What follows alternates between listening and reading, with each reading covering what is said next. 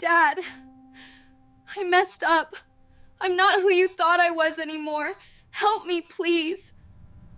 There are calls we never expect to receive, the ones that make your heart stop for a second, because you know on the other end of the line is someone broken, crying out for help. And when that person is your daughter, the apple of your eye, the one you raised with so much love, who grew up in your arms, who you watched take her first steps, and who suddenly became a stranger. What do you do when she calls you crying? After months of silence and coldness saying she needs you, that everything went wrong? This is the story of a father who never stopped hoping, and of a daughter who almost lost her way before finding her way back. So subscribe to the channel and comment where you're watching from. Let's get to this story. Robert was 53 when everything began to fall apart.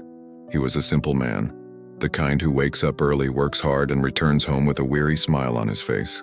The manager of a home improvement store in Springfield, Missouri, Robert was never one for words, but everyone who knew him knew he had a huge heart, especially when it came to his family. His wife, Linda, was an elementary school teacher, a sweet woman with brown hair always tied back in a bun. She wore reading glasses around her neck and had that maternal way with everyone. They met at church, still young, and built a life together. It wasn't a life full of luxury, but it was a good life, a life with purpose. And then came Emily, their daughter, their only daughter, the apple of Robert's eye. Emily was born on a spring morning, and from the first second Robert held her in his arms, he knew his life had changed forever. That tiny thing with bright blue eyes and a shock of blonde hair, she was perfect. And as the years passed, Emily grew into exactly the kind of daughter every father dreams of having. She was affectionate, intelligent, and curious. She spent hours in the garage with Robert, handing him tools while he tinkered, asking 1,000 questions about how things worked. On Sundays, the family went to church together, and Emily sang in the children's choir with a voice that made everyone smile. At night before bed, she always went to her parents' room and said, "Good night, Mommy. Good night, Daddy, I love you." Robert treasured each of these moments.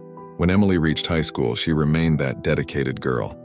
Her grades were excellent, her friends were trustworthy, and she was involved in her church. She wanted to be a nurse, saying she wanted to care for people, to make a difference. Robert and Linda couldn't be prouder. Then came graduation day. Emily secured a partial scholarship to a university in Chicago, nearly 6 hours away. It was an incredible achievement, but it also marked the beginning of a farewell Robert wasn't prepared to face. "Dad, I'm going to miss you every day," Emily said as they packed the boxes in the car. She was 18, her eyes shining with hope and fear at the same time. "Me too, my daughter," Robert replied, gripping her shoulder tightly. "But you'll rock it there. I'm sure of it." Linda cried almost the entire way to Chicago. Robert drove in silence, trying to hold back his emotions. When they dropped Emily off at her college dorm, he hugged her tightly and whispered in her ear, "Anything, anytime, call me. Do you hear me? I'm always here." "I know, Dad, I promise." And in the beginning, she kept her promise. The first few weeks were filled with calls. Emily talked about her classes, her new friends, her crazy study routine. She called every day, sometimes twice a day. Robert always answered with the same enthusiasm, as if not an hour had passed since their last conversation. "Hi, Dad. You have no idea what happened today." And he heard everything, every detail, every laugh, every worry. Linda smiled, watching her husband with his cell phone glued to his ear, pacing the living room, completely absorbed in his daughter's stories. "You're more glued to that phone than I am," she joked. "She's my daughter, love. I want to know everything." But then something started to change. After about 2 months, the calls became less frequent. Emily said she was busy, had a lot of tests, a lot of work. Robert understood. College was tough. He didn't want to be that annoying, clingy father. So he waited. He texted every now and then, "Hi, sweetheart, how are you? I miss you." And Emily would reply, but always curtly, "It's okay, Dad, we'll talk later." But this afterwards kept getting longer and longer. In the 3rd month, Emily didn't call for 2 weeks. When she finally answered Robert's call, she was different. Her voice was distant, impatient. "Hi, Dad. Hi, my daughter. I missed hearing your voice. How are you?" "Is everything okay?" "It's okay, Dad. I'm just in a hurry now. I'm leaving." Okay, but look, next weekend we were thinking about coming to visit you. Your mom is dying to see you." "No, Dad, don't come. I'm very busy. I won't be able to go out with you." Robert felt a tightness in his chest. But we don't need to leave, we just wanted to see you, catch up. Dad, I have to go. We'll talk later, okay? And she hung up. Linda noticed the expression on her husband's face. What is it? I don't know. She's different. Different how? I can't explain it, just different. The following weeks were even worse. Emily stopped responding to messages. When she did answer the phone, it was always in a hurry, always irritated. And the way she spoke to her parents changed completely. She was no longer affectionate. She was no longer patient. Dad, stop calling me all the time. I'm busy. My daughter, I just want to know how you are. I'm fine. You don't need to keep an eye on me. Emily, no one is watching you. We only care about you. Well, you don't have to. I'm an adult now. I can take care of myself. And she hung up. Robert stood there holding the phone, completely lost. Linda cried alone in her room. They didn't understand what had happened. Their daughter, that sweet, caring girl, had become cold, distant, almost cruel. At Christmas, Emily said she wasn't coming home. She said she had commitments, that she was going to spend the holidays with friends.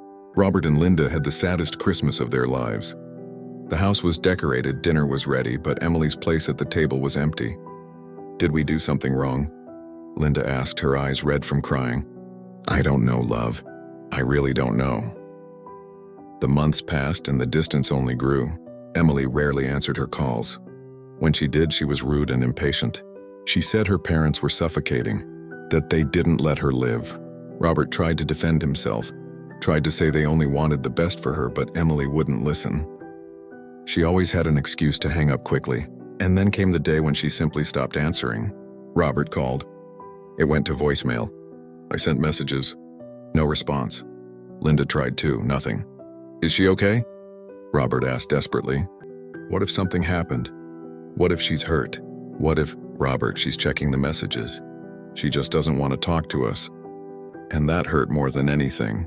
Knowing their daughter was okay, but she simply didn't want to talk to them. Knowing that somehow they had become a burden, a nuisance. Robert didn't sleep well. He lay awake at night thinking, trying to understand where it all went wrong. He revisited every memory, every conversation, searching for some mistake he might have made. But he found none. He only knew that his daughter was gone, and worse, she had chosen to leave. Linda tried to stay strong, but she was broken inside. She cried in the shower when she thought Robert wouldn't hear. She looked at the photos of Emily in the living room and felt a huge void in her chest. I just want to know she's okay, Linda whispered, cuddling her husband on the couch. That's all. Just to know she's okay. Me too, love. Me too. 6 months passed. 6 months of silence. 6 months of pain. Robert continued to text her from time to time. Not long, not insistent. Just simple things. Good morning, my daughter. We're thinking of you. Or, hi, Emily. Just stopping by to say we love you. He didn't expect a reply. He just needed her to know that no matter what, he was still there. And then one Tuesday night, Robert's phone rang. He looked at the screen. It was Emily. His heart raced. He answered immediately. Emily? On the other end of the line, a sob, a heavy, desperate cry. Good. Her voice was broken, unrecognizable. My daughter, what happened? Are you okay?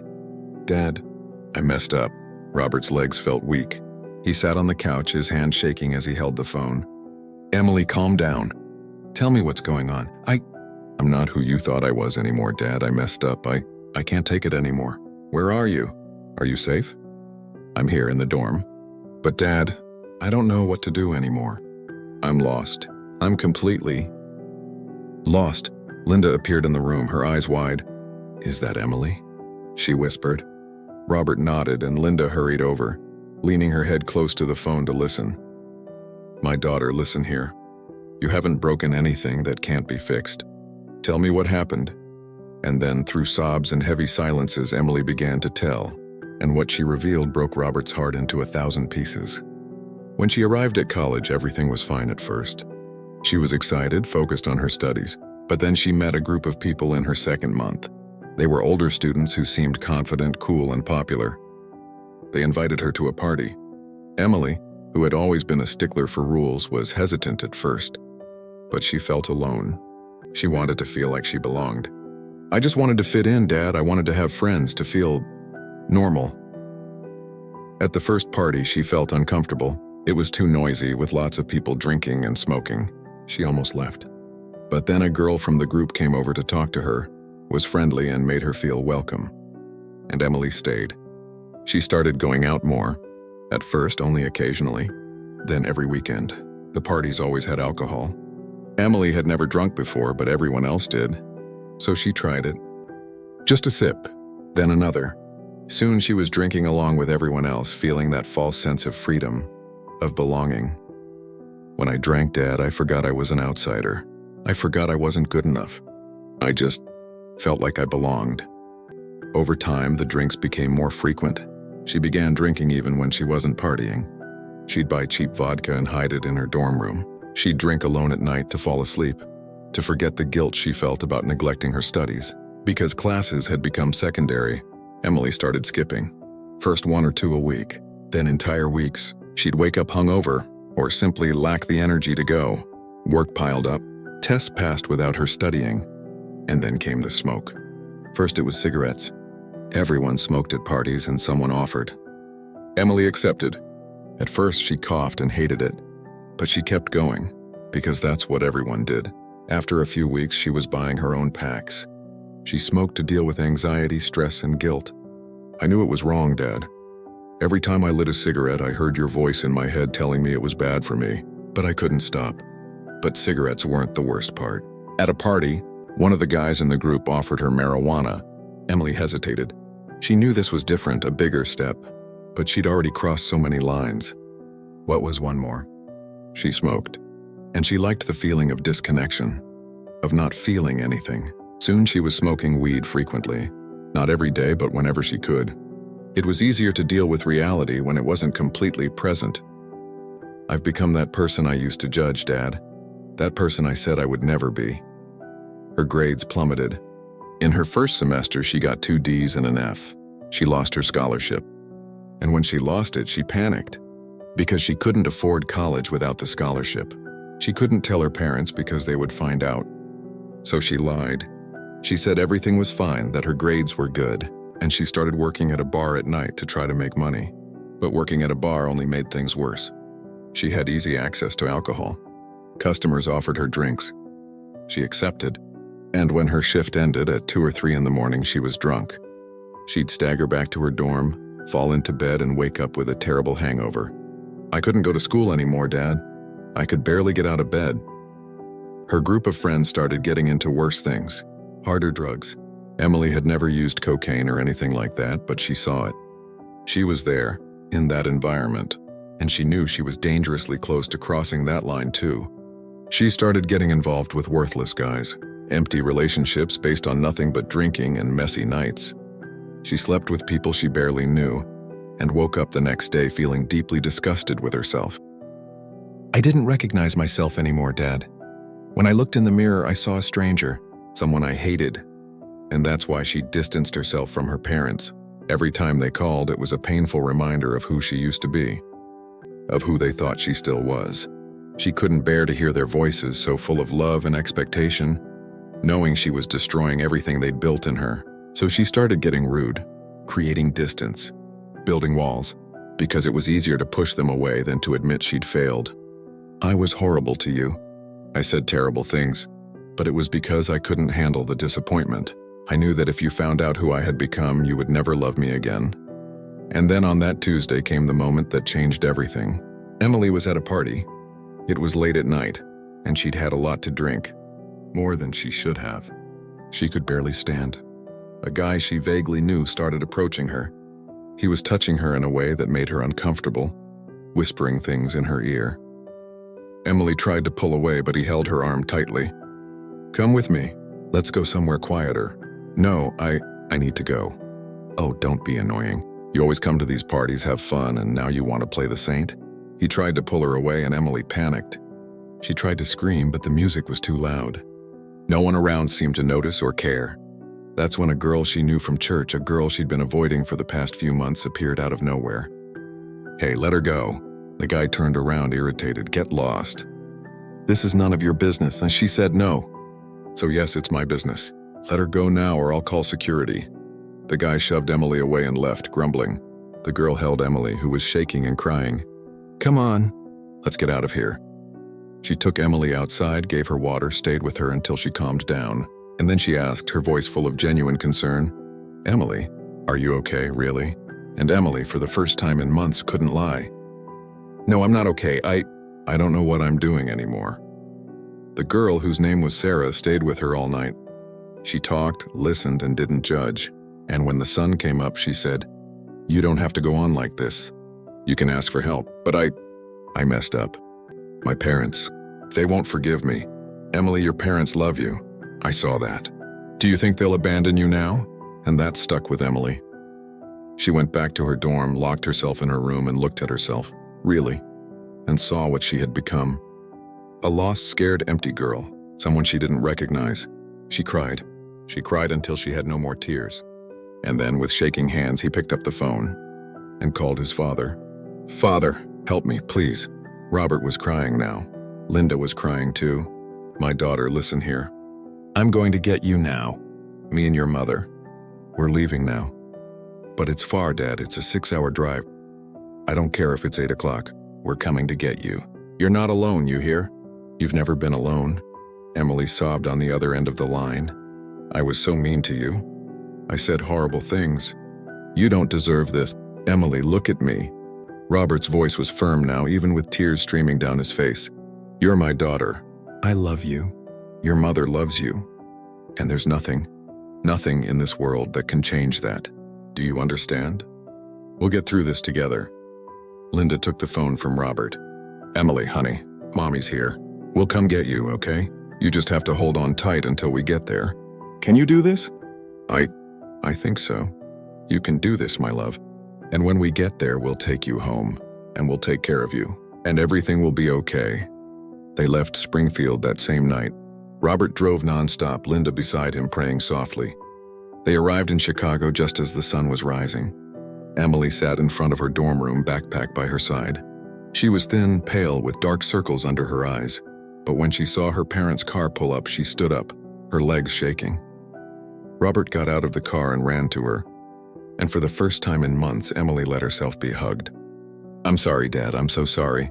"Shh, you don't need to apologize. You're here now. That's what matters."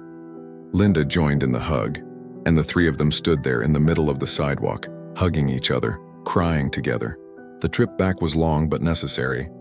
Emily told everything. Every mistake, every regret, every moment of fear.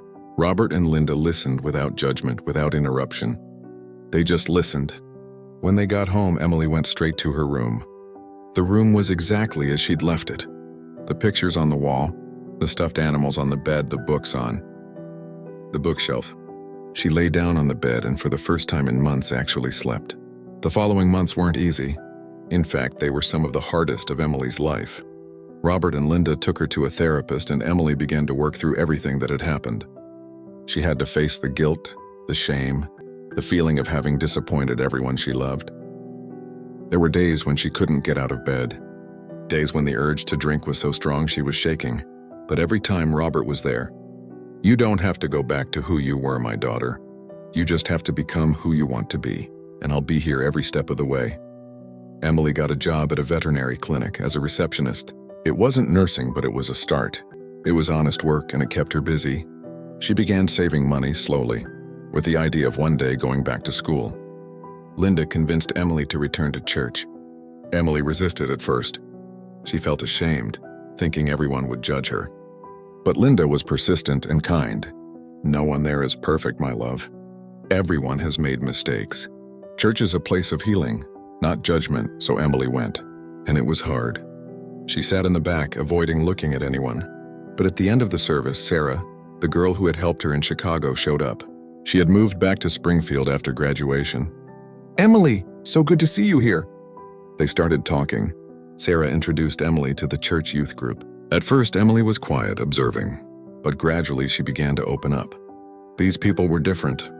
They were genuine, welcoming. They didn't judge. They just loved. And it was in the youth group that she met Daniel.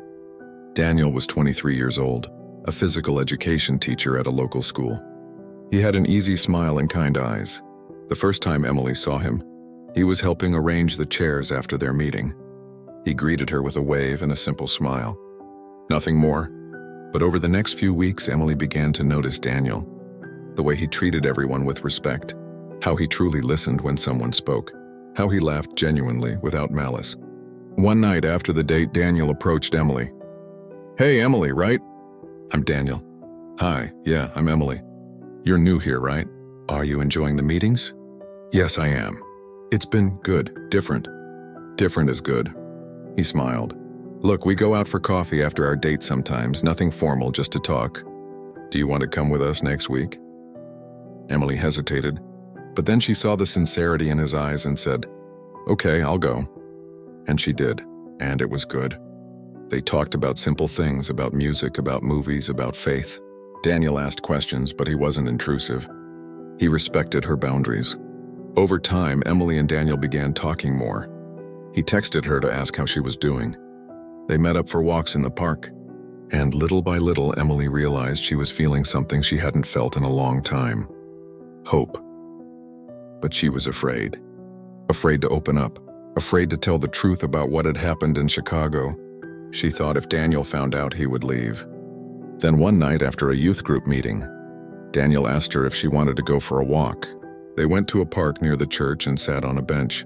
"Emily, can I ask you something?" "Of course. You seem like you're carrying something.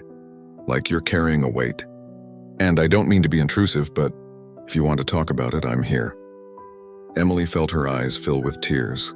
And then for the first time, she told him.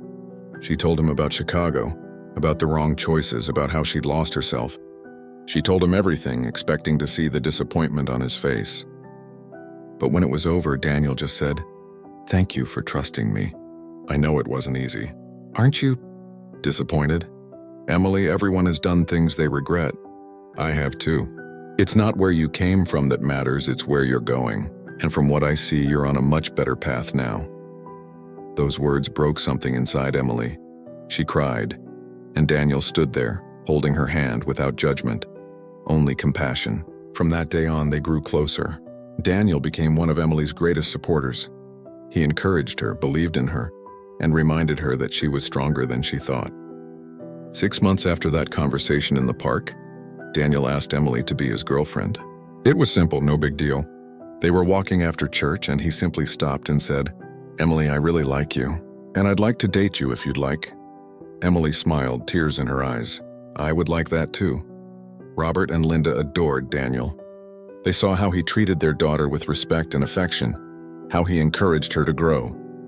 And they saw how Emily was blossoming by his side. Emily enrolled in community college and started nursing again. This time she was focused and determined. The classes were difficult, but she was committed. Daniel helped her study and kept her motivated on the tough days. And every night before bed, Emily would go into her parents' room and say, "Good night, Mommy, good night. Daddy, I love you." And Robert always replied, "I love you too, my daughter. Always." 2 years after that desperate call, Emily graduated as a nursing technician. Robert and Linda were in the audience, crying with pride. Daniel was there too, applauding louder than anyone else. After the ceremony, Emily hugged her father. "Thank you, Dad, for never giving up on me. I could never, my daughter. You are the best thing that ever happened to me." Because in the end, no matter how far we've lost ourselves, no matter how many mistakes we make, there's always a way back. There's always someone waiting with open arms, ready to help us rebuild. And sometimes the bravest thing we can do is simply ask for help and accept that, despite everything, we are still worthy of love. There are things in life that we only understand when we experience them. And one of the most painful is seeing someone we love get lost.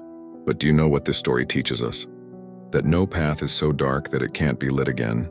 That there's no mistake too great for true love to forgive. Robert never gave up on Emily. Even when she walked away, even when she was cruel, even when it seemed all was lost, he was still there, waiting, loving, and it was this love that saved her. So if you know someone who's lost their way, don't give up. Keep being the light. Keep being the safe haven, because one day when they're ready, they'll come back, and you'll be there to welcome them with open arms. If this story touched you in any way, like it, comment what you thought, and subscribe to the channel to continue hearing stories that will touch your heart.